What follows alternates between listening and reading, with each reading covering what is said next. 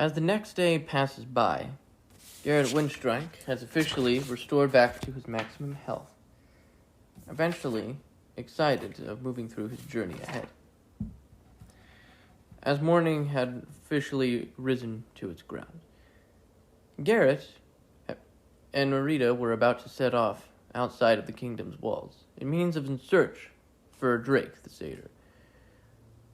It is undetermined whether Drake can be found in the eastern or western areas of the land of Sonark. Marita moves along, but Garrett stops when Ursula calls back to him. He turns back to Ursula. She tells him, "Good luck, my love." And he goes off. This takes nearly as much as a few days. That being said, also decreasing a few... Let me see. One moment, folks. This will decrease 3 days worth of rations until they would approach Drake the Satyr. As they do try and confront him, he is being attacked by a fleet of orcs in his track as well. So let me take a look.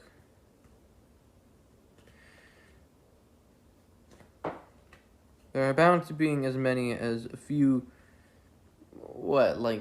two, three orcs trying to attack him. And so a battle inflicts between them. And, let's see the satyr. So the satyr, how much health does he have?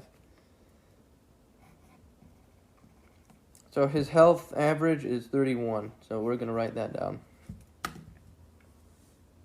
He screams in fear because the orcs, they are somewhat stronger than him. In fact, 3 orcs try an attempt of tackling him down to the ground. It is official that a battle inflicts between Garrett and Marita and Drake versus the orc fleet. That being said, it is time to roll initiative. Alright, let's roll the dice. Alright, apologies everyone. I'm having so much stuff on this desk of mine. My desk is permanently filled with a bunch of stuff, so I'll have to get used to it. But anyways, I'll get used to it. Alright, let's start with Garrett. Alright, that's 14 plus 3, which is 17. Marita, the half harpy, will go, 4 plus 1, which is 5. I'm going to write a 5 on that one. Apologies, everyone. The table is a little rickety. That's 18 for Drake, plus 3, which will be 21. Okay, and then last but not least are the orcs. Well, all of them at once, of course, that being said, because I'm doing that. Oh, wow, dexterity is low. The orcs will go in 20. First, starting with Drake. Drake is grappled in the hands of 2 of the orcs. Of course, being 3 orcs in their midst. So, let me write this down. Sorry, everyone. This might take a while. Let me pull this out real quick. This might be more helpful. Perfect. Okay. That makes it so much easier. Alright, perfect. Okay, so being grappled means that Drake, his speed becomes 0.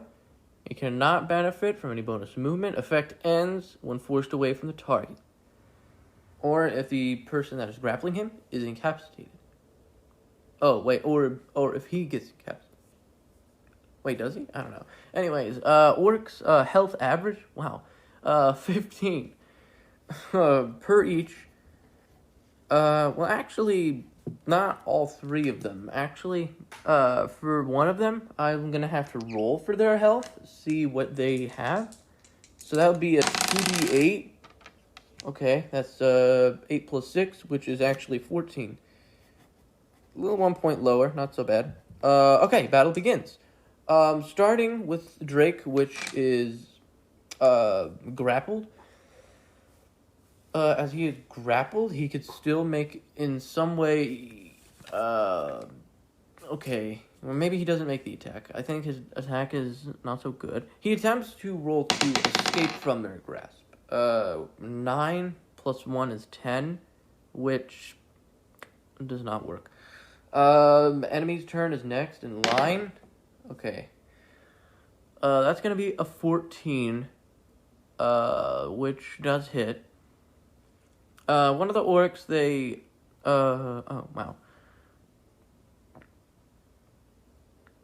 One of the orcs, they perform an unarmed strike, which, in my favor, I could assume would be, 1d6 of bludgeoning damage? We could do that.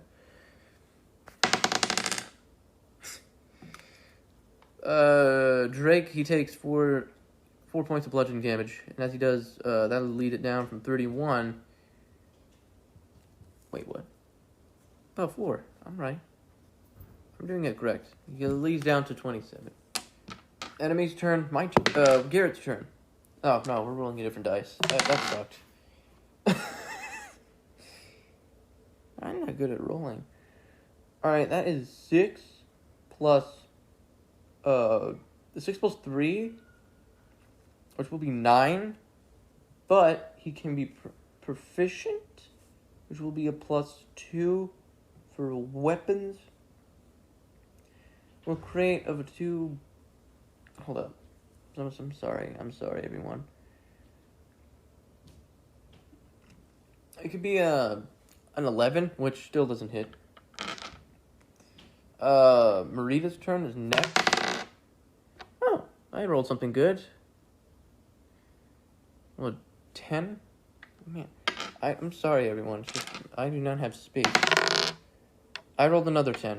Let's just say that Marita misses and the orc dodges in time. That doesn't hit. Okay, so that's 6 seconds have passed. 15. 3-3. So only one out of any of the orcs manages to attack one of us. Out of the other 2, in which we could assume that they're still grappling the satyr into his ground. The orc then is not grappling the satyr. He attacks.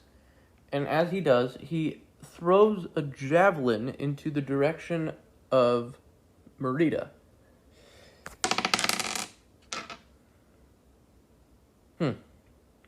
That becomes 7 piercing damage against her. 7? Okay. Bam. Terrified of this, Garrett charges an attack. Oh, that's better. That will be 15, which does hit. We'll perform a... Let me see this. We'll perform a Warhammer attack. Yeah, I'm correct. I'm sorry. He'll perform a Warhammer attack, which might be... No, proficiency is for AC only. Sorry, everyone. 1d8 plus strength. Oh, I rolled good. The orc takes 10 points of bludgeoning damage. I'm draining it down to only 4 health left. In fact... Garrett Windstrike will also make another extra attack by wasting one of his ice breath, which will be 9 damage against one of them. So shoot. 9 minus 15. I forgot what that was. Gonna be 7. Alright, as the cold breath ultimately tries to freeze one of the orcs, one of their arms are completely frozen, in which they're trying to use that arm in means of trying to grab the axe. That being said, Drake manages to escape from their grip, and which leads up to... Oh, wait. Kind of skipped Drake, didn't I? 16, which does definitely hit. Will perform, let me see this. Alright, we'll perform a short sword attack. 1d6 plus 3.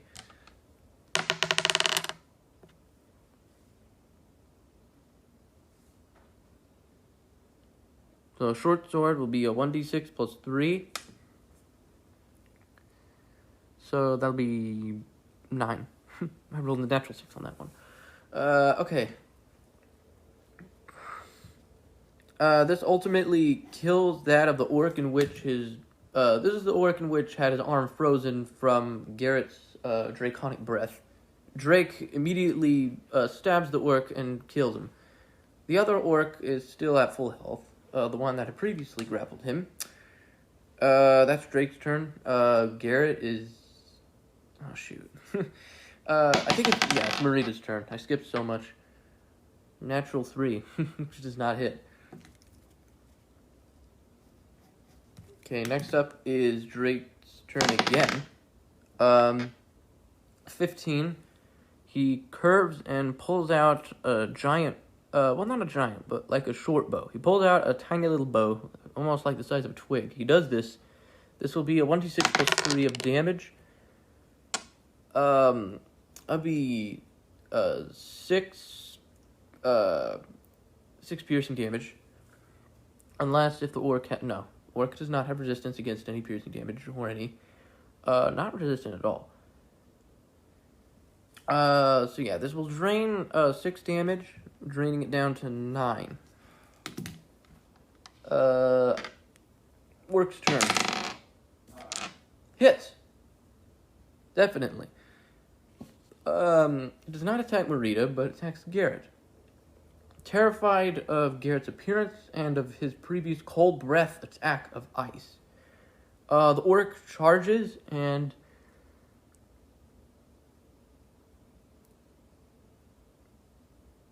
Oh, never mind. The orc...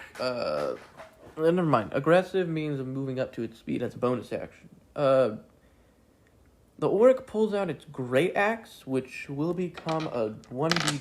Which will be a 1d12...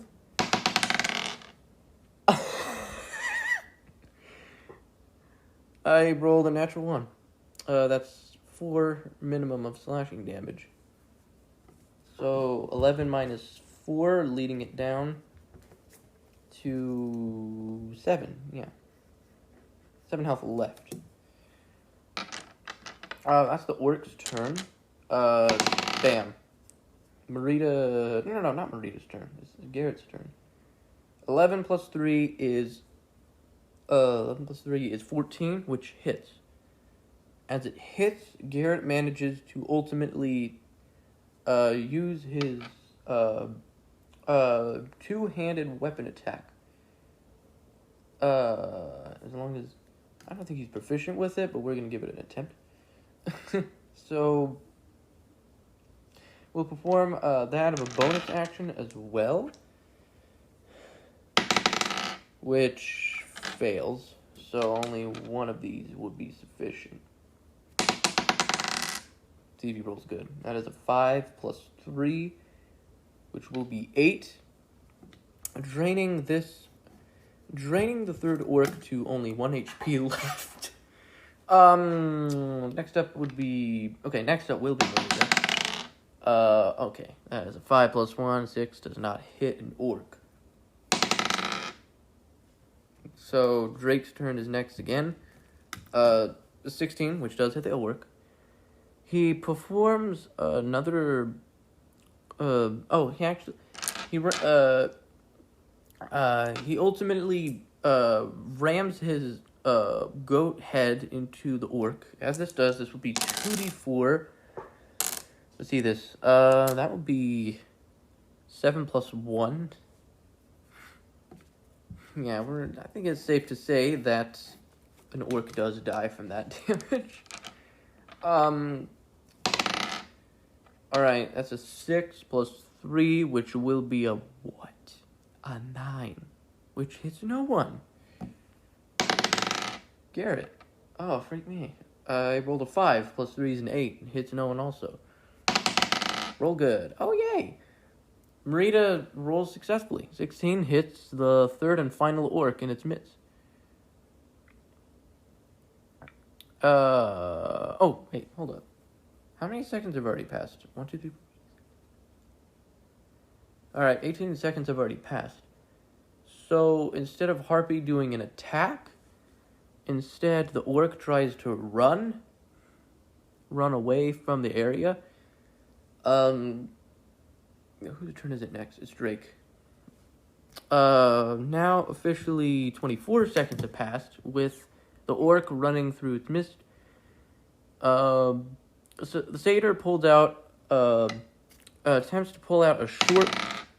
What the frick am I rolling? No. What am I doing? Dude, are you kidding me? Okay, so that's gonna be... Oh my god. You know what? I was just gonna say he's gonna automatically win. Satyr pulls out a short bow. From a faraway distance, where it's just gonna be sufficient to say it's gonna be a 1d6 plus 3. Well, it doesn't really matter. Does Marita have a long ranged attack? I don't think so. The third orc does die when the satyr, Drake, shoots an arrow into his head, killing him and toppling him down to the ground. As the massacre has been officially cleaned up, the three of them, run into Drake's hut nearby the forest edge of Zonark. As they retreat into this area, Garrett says, Drake, I have come here to ally you beside me in means of trying to collect the elemental stones. Perhaps me and my friend Marita here would be happy to know as to the origin of these stones and how they were created. Drake, satyr, he says, you're in luck, for I am a great person that I will be helpful to tell you of how this is. The elemental stones were made by the wizards of this land, in which they have constructed these stones on the elemental planes of the material plane itself. Elemental chaos, however, wanted to exceed these stones as an element of power and means of creating a conquest for the elemental planes to grow and to ultimately submerge the material plane in their powers. To prevent elemental chaos and their forces from doing this, the wizards had to separate the stones throughout the land of Sonark. Of course, since that the material plane is so vastly large, the elemental chaos could never have that of the right people fast enough to finding these stones. Luckily, all the stones were coincidentally led into this land voluntarily, due to the hands of the alternate magical forces of Venet in means of tracking these stones down under his influence, and has sent apprentices seduced under his words, of course, as I've mentioned before. Drake, of course, being one in which he had previously been attempted of being seduced under his power of Venet, but managed to slip past. Instead, of course, Drake had managed to escape from his tribe, since that they, too, were also in search of power. Luckily, his tribes were found scattered throughout the land, in means of trying to run from others far more bloodthirst for these powers. Drake, as Drake finishes this, he pulls out a glowing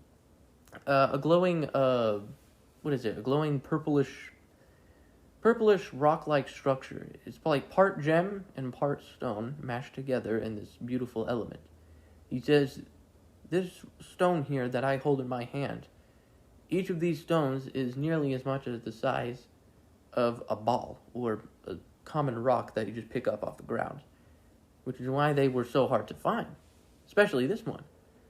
And Drake, he said that I had managed to wield it because our tribes had tried to protect this stone, but some of them, of course, became bloodthirsty enough of wanting to use the stone for themselves. What I hold here is the elemental stone of earth. And he shows them that, yes, the stone does have appendages of gray rock and amethyst purple glowing structures around it, illuminating in a beautiful aura. He says this is by far very powerful in some way, because stonework is very common with its rock solid structures, especially the mountain ranges of the cold peaks of Delta. Of course, the Delta Mountains have been permanently protected under our influence. The Earth Elemental Stone, as what I have in my hand, I present that there are, of course, creatures like the orcs we had fought from before in which want this stone. They have been trying to force the information from my mouth. I tried to say nothing, but they had tried sending nearly a fleet of 3 orcs in means of trying to get the information out of me. Of course, luckily, when you guys came along, we managed to kill the orcs and prevented them from sending the message. So that's Lord of Mercy. But one thing known for certain is that we must not let this elemental power lie in the hands of any overlord ever in that possession. Marita was traumatized because she didn't know entirely what to expect from this adventure. Garrett tried everything to calm her down, trying to soothe her of her stress from this adventure. He apologized to her of what they had been through, and he's like, don't worry, these orcs are just the beginning. And then Garrett turns back to Drake and says, perhaps there is someone behind the fleet of orcs. And Drake is like, oh yes, indeed there is. There is someone behind the fleet of the orcs in which are spread throughout the land itself voluntarily. This leader refers to himself as... Shoot, what was his name? Drake does not say that, just so you know. His name is Lord Ezzy. And Lord Ezzy is not an orc, but is a gnoll. He is a half-breed between a human and a hyena. These gnoll creatures, they have been pretty strong during their time being conquest. Not until the gnolls were extinguished from their species and were led to hiding. However, of course, their pack leader, one of them at least, being Ezzy, he has been searching in means of immortality, in a desire of trying to obtain that of an essence of that of the power itself. Aside from Xander, Ezzy is wanting to use this immortality in means of stealing at least one of the stones, in means of making himself the immortal being he needs to be. And that stone might be a rightful solution in means of getting that. Now, of course, apart from any other stone, Ezzy is more strongly depicted of trying to wield that of the elemental stone, one in which can control the earthquakes and mountains. He wishes to control the land itself by wielding specifically the earth elemental. And he have the one and only strength of doing it. And Garrett is like, okay then, so with this stone in our possession, what we can do is to destroy them. And then Drake, he seems very surprised. In fact, here. That's a natural 1. That fails. Drake says no. I'm afraid that is not going to happen. And Garrett's like, why is that? Why do you not want to give us the stone to destroy it? And he's like, because my people were attacked by fleets from this stone. You expect us to destroy it, and you actually think that if we destroy it, what would Ezzy think if he found out about this? If he found out that the earth elemental stone is permanently shattered in pieces, he will kill me, or perhaps the last of satyrs that they can find out there. Don't forget that apart from the gnolls, Ezzy is that of last of gnoll species in which he had commanded the orcs under his influence, seducing them under his words. And Garrett is like, So this being, Ezzy, so he is a gnoll in which, like Vanette, is trying to seduce creatures in means of trying to collect a stone. Like how Vanette is controlling Xander in means of trying to collect the stones also. So in some way, and then Drake is like, yes. Drake says, yes, this is exactly what's going on. Ezzy is being influenced by the same words as Vanette. Both Ezzy and Xander are influenced as apprentices in means of finding these stones. Almost as if each and every one of these people were to wield a stone for each and every other possession. Well, of course, Xander is yet to be determined. Many people have not actually physically seen him. He doesn't show himself as much. All he does is send the fleet of elementals he wields in means of collecting those of the stones. In fact, one of those of the few. But for now, sadly, I can't be much of a help to you, as of course that only Ezzy and Xander are that of only apprentices heard throughout the land that are in search of these stones. It's undetermined whether or not there are others out there who are still in search of them. And Garrett's like, you know what, we'll just rest until the day approaches. And so they do that. They sleep, and as this does, a few rations are also eaten as well, leading it down to, let me see this. And as of course, as the day approaches, they eat the rations, leads down to 6. They all reset back to their maximum health. So that's Lord and Mercy. Let's just put them back here. Let me do this. Sorry, people, this might take a while. Alright, they do this. And once the day passes, they eventually set off in search of means of trying to interfere with other elemental stones. And Drake is like, for starters, I think what we can start with is either water or air. That depends. Of course, we'll have to figure out what is going to approach next. So, that is for a decision in which we'll have to decide. Either we'll do air and water. So, let's do that. Air is 14. 2 for water. Let's roll these. See what we can get from them. That is a 15 of highest. And I just rolled a 10. I don't know why I flipped it back to a 12. One way or another, the air elemental is what they'll be trying means of trying to collect next. So they manage to set off into the wild, and as they do, they do come across a strange creature. Not strange at all, but strange enough where they find this creature in their power.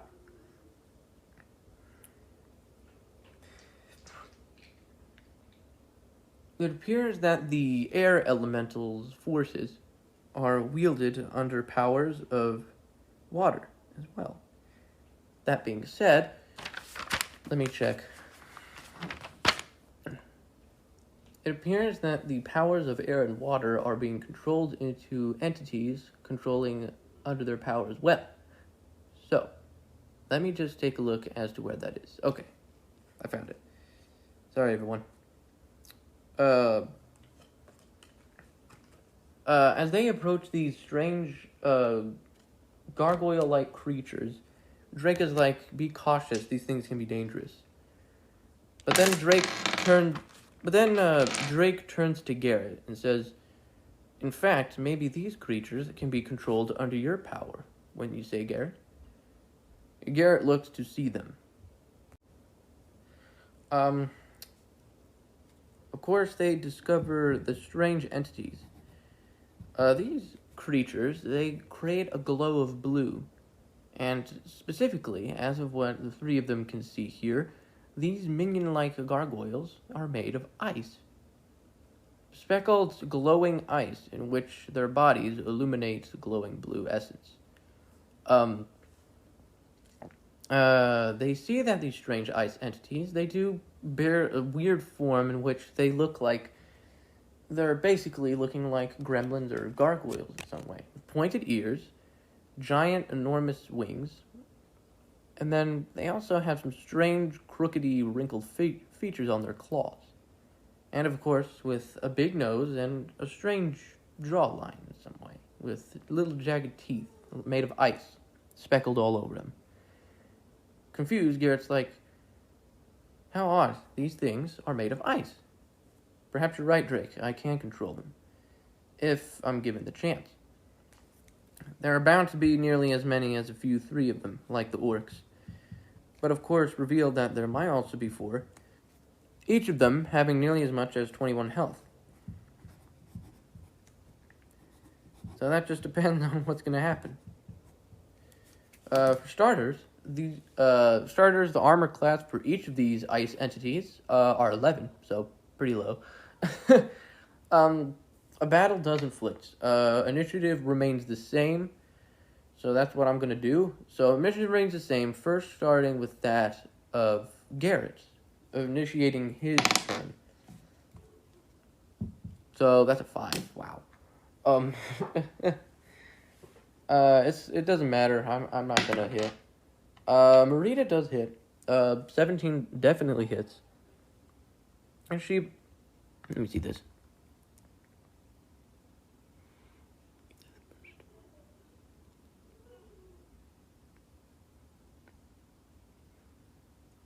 Okay. Marita will roll 2d4s of slashing damage, +1. So that's 4 + 1, which is 5 damage on one of them, leading it down to 16 health.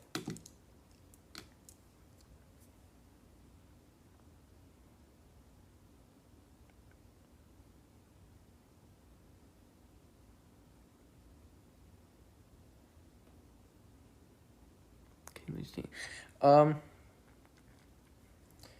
So that's Marita's turn.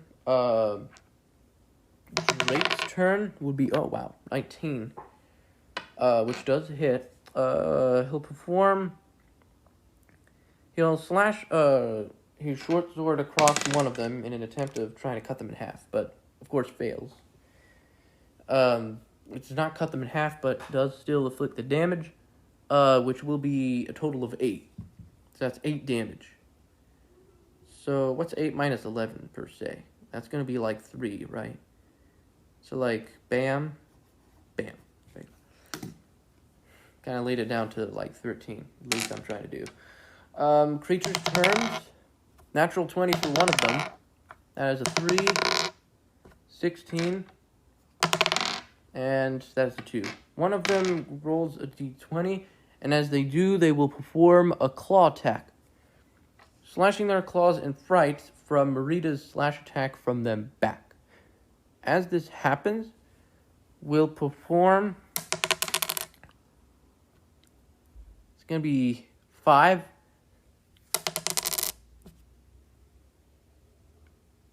2. So that's 7. Doubled will be 14 damage total. Well, actually, 10 points of slashing damage, and in words, 4 points of cold damage. But by all means, 14 is the total damage itself. So Marita is not resistant to any of them. So that's 14 damage total. So bam and bam.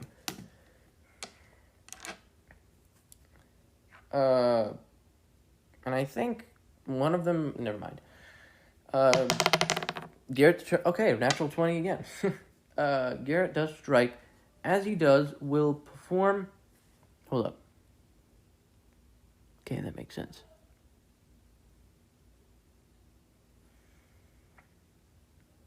Garrett will perform an attack, one which will be a warhammer. So... Damage, vulnerability is bludgeoning. Okay, that makes sense. We'll swing a 1d8 hammer of bludgeoning damage. Oh, that might be good. 4 + 3 is 7 bludgeoning damage total against one of them. Okay, 21 minus 7, which would be 14. Oh, wait. No, vulnerabilities means that, like... So if it's a vulnerability, wouldn't it be, like, it leads it down to 7? So, like, that's going to be, like, double that. It's going to be 14. Wouldn't that make sense? I think so. I think that's what vulnerabilities are. I think that's what it means. Okay, Ice Beavet flies in a little little spikes of driblets of ice falling off its body, but does not fall dead, but is very weakened by the blow of a hammer being swung violently into its direction. That is Garrett's turn. Ooh, 12. Plus 1, which is 13, does hit. Will perform a club attack. Harpy kind of wickedly crafts a club with her hand. And as this happens, bam, it's going to be 3 total points of, let me see. So that's going to be 18 left.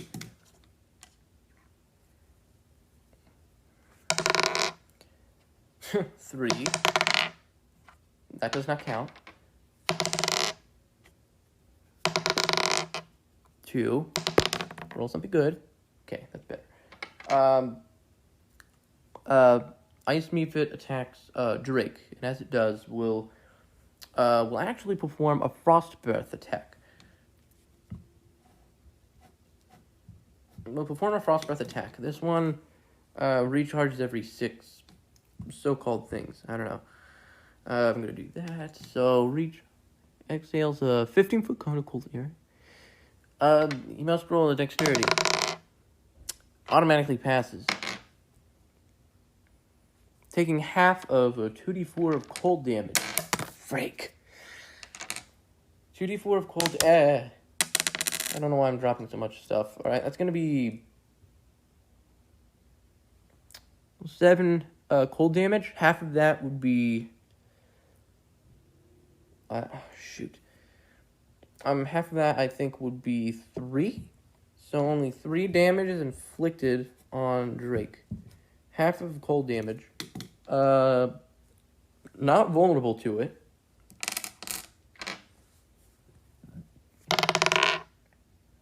Garrett hits. As he does, will also swing his Warhammer again. This will create another bludgeoning attack. Let's see. Bam! Ooh, I rolled a natural 8 on that one. Plus 3, which would be 11. And then, since that it's a vulnerability of an Ice Mephit of bludgeoning, doubled would be 22, I think. Right? Yes, I'm correct. Vulnerability means doubled, I guess. So that's going to mean that. 22 damage total on one of the Ice Mephits. We're going to do that on the most health of this one, particularly. As one of the Mephits die, explodes in jagged ice. Alright, this is going to be... Oh, freak. Let's do this. So, Merida is... passes. Garrett fails. Yeah, fails. And Drake fails. No, sorry, Drake succeeds. My bad. Garrett is the only one being weakened, and as he is, will take a total of 1d8 of slashing damage from the jagged ice flying in ultimate directions. 7. 7, 11. So, leading it down to 4. So, okay. Maria's turn is next. Natural 2 automatically fails. And that's a 16 right there. That does hit. We'll perform a ram attack, which will be a 2d4 of bludgeoning damage. Doubled, of course, since that the Ice Mephit's vulnerability is bludgeoning. 6 plus 1 is 7. Doubled is 14. That one dies into its ground. So yeah, that happens. Next up is, that of the last 2 that are left remaining. Natural 20 for that one, and a natural 2. Perform, let me see this. Slashing damage, which would be 3 plus, well, actually 3 plus, 1 was 4. 1 being just 1 point of cold damage. So that would be 5. Double that would be 10. When inflict... No, we're not going to do that. Leading it down to Drake having only 18 health left. Next up is Garrett. 16 does hit.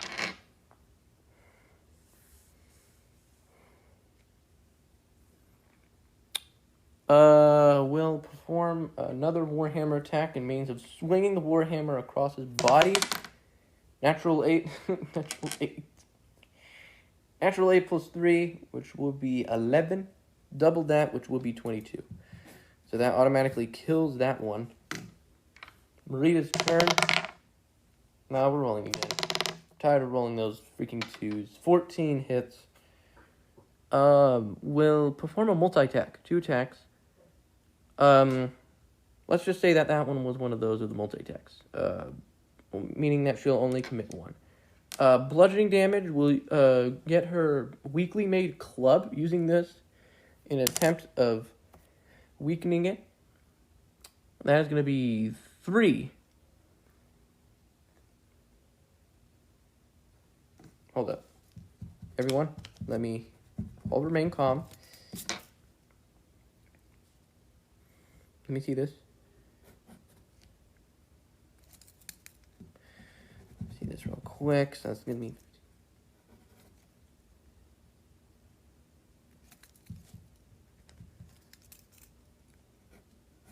Okay. That's going to be... Let me see this. So that's going to be 2 plus 3. Doubled, which will be 6. So I will drain it from 6. Which roughly would be 7? Yeah. So yeah. That's the double damage. Drake is next in line. That's a 16, which hits definitely. He'll perform a ram attack, which will be double damage as well. That's bludgeoning, so that's going to be a vulnerability for, well, ice mephits. 7 plus 1, 8. Doubled. Well, creature's dead. All right. Perfect. Oh, actually, I almost forgot.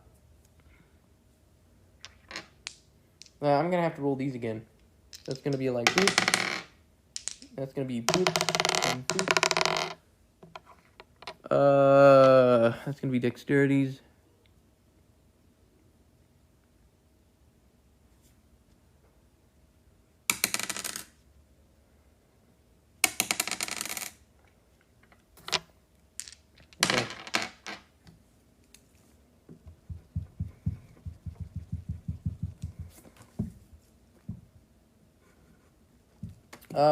Okay. So it's safe to say that Garrett is weakened into his ground and falls to the ground and is unconscious. As for the others, they wield the air stone. They witness that the ice mephits were created under the powers of air and water combined, creating these minion creatures under their power. Marita and Drake, they drag Garrett through the clearing of the ice geysers, where the ice mephits have been through, and they go through the peaks of the ice spikes, trying to hide. Not really much of a hiding place, but it's worth the attempt. They do see that above their heads are flying, antlered-headed birds, with somewhat heads of, what can you say, like deer. Heads of deer and creatures are flying above nearly as much as 3, but they hide from the ground in means of trying to hide from these flying things. As of the ice mephits are dead, but they did take all the damage that they can. So that would be 5, and that would lead down to 0. It's going to lead down to 60. The group gathers together and they hide until the morning. Well, not the morning. Well, yeah. The morning progresses during their arrival. So that's basically what happens. As for Garrett, I'll just have to roll for saving throws, see if he manages to live until next morning. And that's the end of the episode.